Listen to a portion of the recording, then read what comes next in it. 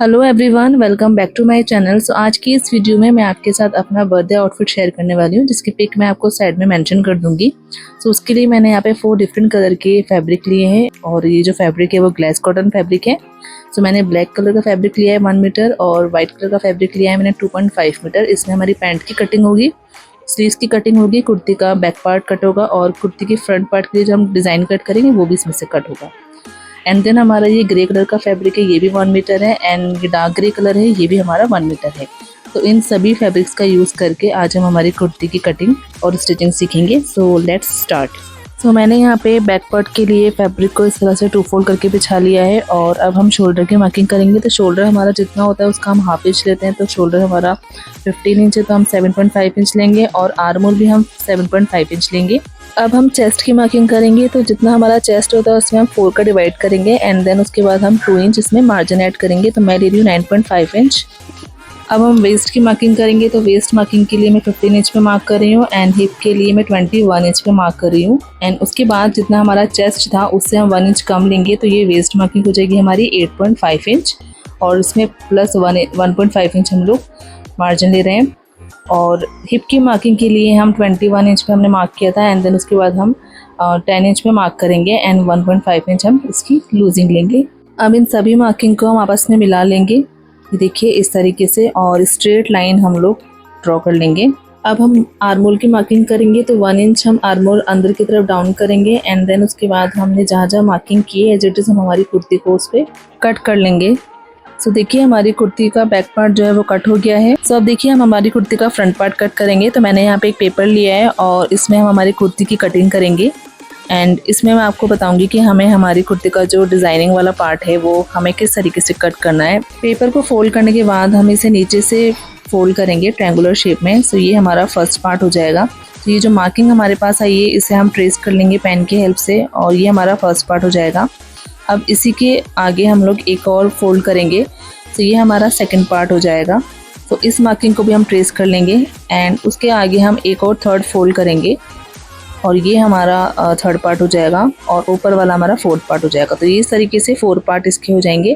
तो फर्स्ट वाला जो होगा हमारा वो ब्लैक पार्ट हो जाएगा एंड देन उसके बाद हमारा ग्रे पार्ट होगा एंड देन उसके बाद हमारा डार्क ग्रे हो जाएगा और लास्ट हमारा वाइट पार्ट हो जाएगा। और जो ये ट्रेसिंग जो आपको लाइन दिख रही है जो हमने ट्रेस की थी, ये हमारा लेस वाला एरिया होगा। मतलब इनको जॉइंट्स करने के बाद इसे हाइड करने के लिए हम लेस लगाएंगे इसके ऊपर।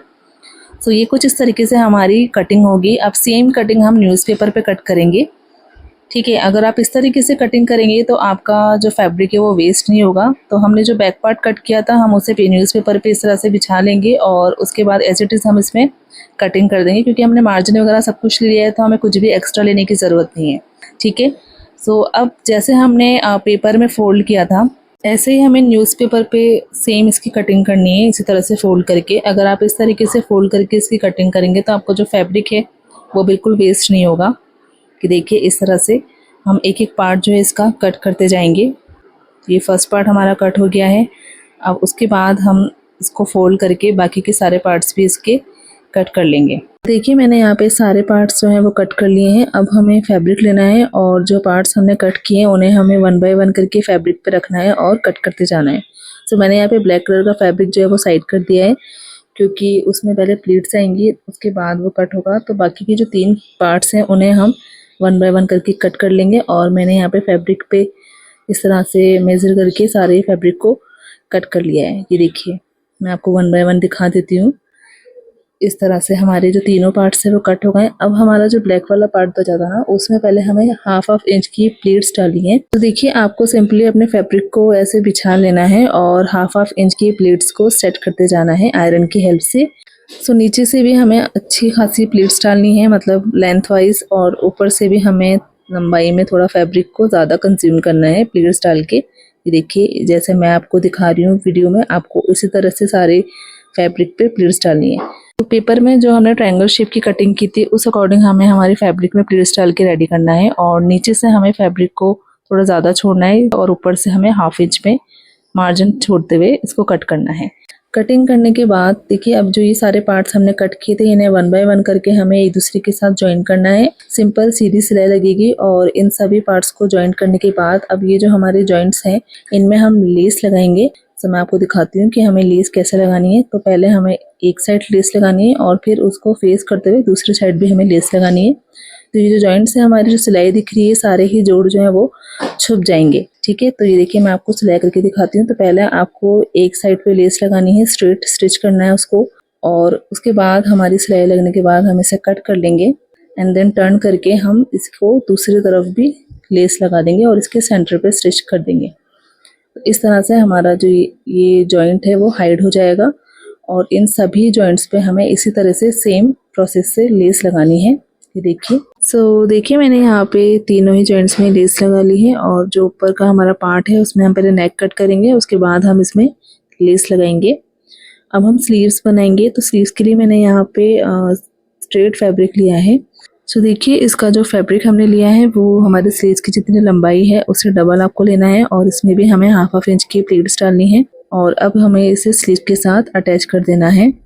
स्लीव्स अटैच करने के बाद अब इसकी भी जॉइंट्स में हमें दोनों ही साइड में अपोजिट साइड लेस लगानी है। जैसे हमने अपने कुर्ती के पार्ट में जॉइंट्स को हाइड करते हुए लेस लगाई थी, वैसे ही हमें स्लीव्स में भी सेम लेस लगानी है उसी तरीके से। ये देखिए। और जो हमारे ये ब्लैक पार्ट है जिसमें हमने प्लीट्स डाली है वो हमारा 6 इंच है, इसकी चौड़ाई जो है वो 6 इंच है। सेम इसी तरीके से हमें दूसरी वाली स्लीव्स भी रेडी कर लेनी है। स्लीव्स को रेडी करने के बाद अब हमें नेक के लिए फ्रिल रेडी करनी है। तो मैंने यहाँ पे 4 इंच चौड़ी एक पट्टी ली है और उसे डबल फोल्ड करने के बाद आयरन से हमें अच्छे से सेट कर लेना है और हाफ इंच की इसमें हमें प्लीट्स बनानी है। हमने जहाँ सिलाई लगाई थी उसके पास हमें 1 फुट का गैप देते हुए एक और सिलाई लगानी है।